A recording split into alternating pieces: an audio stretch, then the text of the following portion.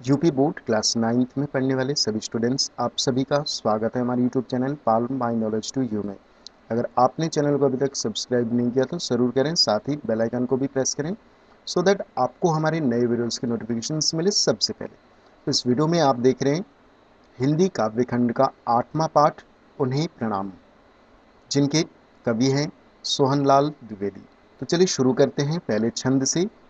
भेद गया है दीन अश्रु से जिनका मर्म, मुहताजों के साथ न हो जिनको आती शर्म, किसी देश में किसी वेश में करते कर्म, मानवता का संस्थापन ही है जिनका धर्म, ज्ञात नहीं है जिनके नाम, उन्हें प्रणाम सतत प्रणाम। कोटि कोटि नंगो भिक मंगो के जो साथ, खड़े हुए हैं कंधा जोड़े उन्नत मात, शोषित जन के पीड़ित जन के कर को थाम, बढ़े जा रहे उधर जिधर है मुक्ति प्रकाम, ज्ञात और अज्ञात मात्र ही जिनके नाम, वंदनीय उन सत्पुरुषों को सतत प्रणाम। तो चलिए व्याख्या करने से पहले इसका संदर्भ देख लेते हैं। संदर्भ, तो संदर्भ में आपको क्या लिखना है कि प्रस्तुत पद्यांश हमारी पाठ्य पुस्तक के काव्य खंड में संकलित उन्हें प्रणाम शीर्षक कविता से लिया गया है और यह सोहनलाल द्विवेदी द्वारा रचित जय भारत जय से ली गई है। तो ये था संदर्भ। तो ये लिखना बेहद ज़रूरी है कि किस काव्य से लिया गया है। जय भारत जय,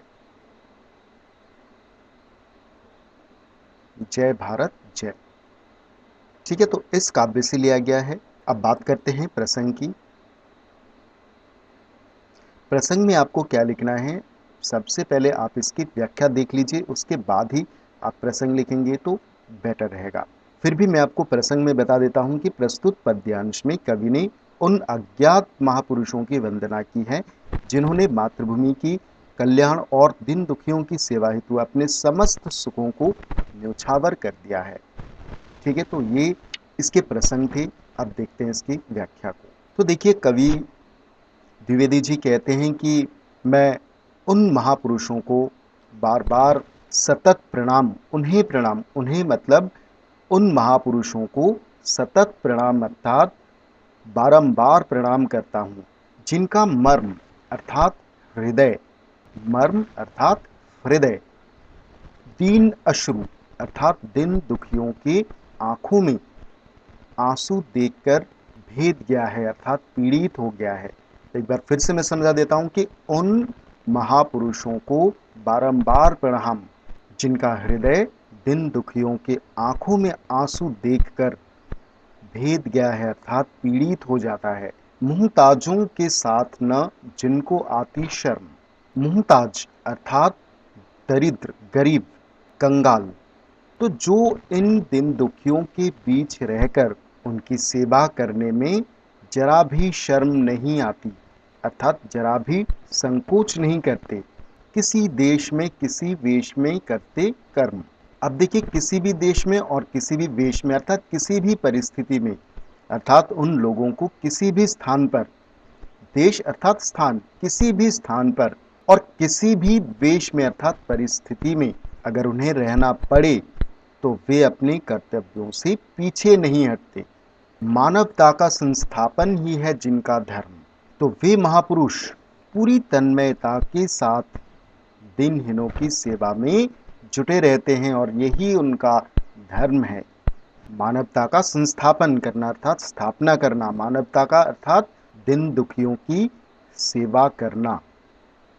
ज्ञात नहीं है जिनके नाम, तो ऐसे ऐसे महापुरुष हैं जिनके नाम उन्हें पता नहीं है, लेकिन वो उन्हें सतत प्रणाम करते हैं अर्थात बारंबार प्रणाम करते हैं।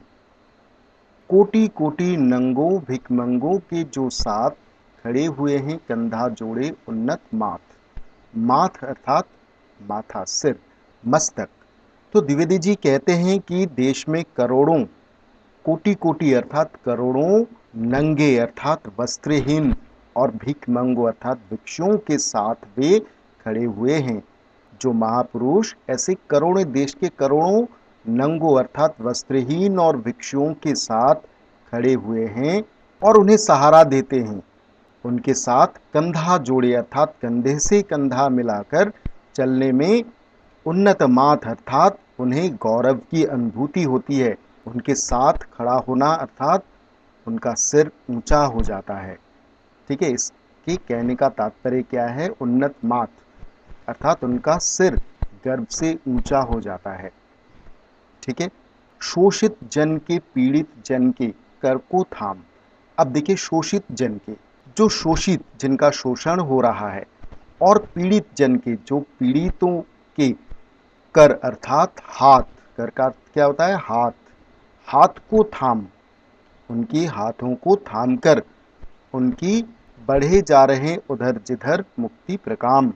बढ़े जा रहे उधर अर्थात उनकी ओर अधिक से अधिक सहायता करने के लिए तत्पर हैं, जिधर मुक्ति प्रकाम। मुक्ति प्रकाम अर्थात मुक्ति, और प्रकाम का अर्थ होता है प्रचुर या अधिक।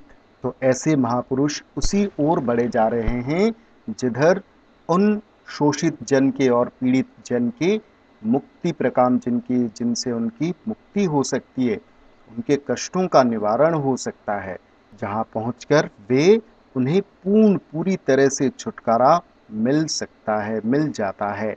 आपको समझ में आया ये मैंने कहा कि जो महापुरुष हैं वो उन शोषित जन के और पीड़ित जन के हाथों को थामकर उनकी अधिक से अधिक सहायता करने के लिए तत्पर हैं, और उनका हाथ पकड़कर, कर को थाम अर्थात हाथ पकड़कर उस मार्ग पर बढ़े जा रहे हैं अर्थात अग्रसर होते हैं, जहां पहुंचकर वे उन्हें उनके दुख से मुक्ति प्रकाम अर्थात पूरी तरह से छुटकारा मिल जाता है।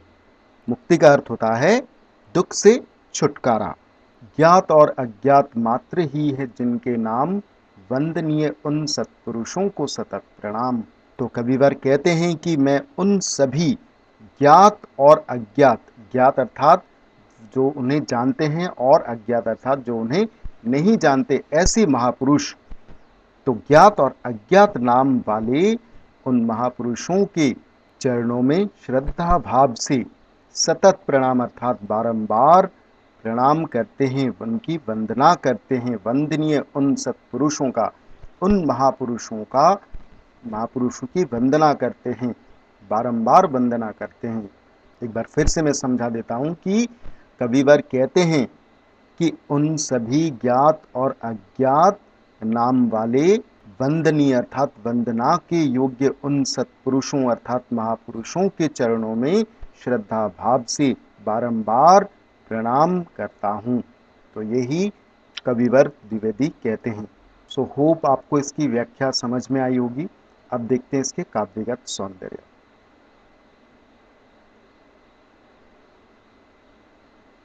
काव्यगत सौंदर्य, तो सबसे पहला पॉइंट आता है भाषा। भाषा देखिए, इसमें खड़ी बोली भाषा का प्रयोग इसमें हुआ है।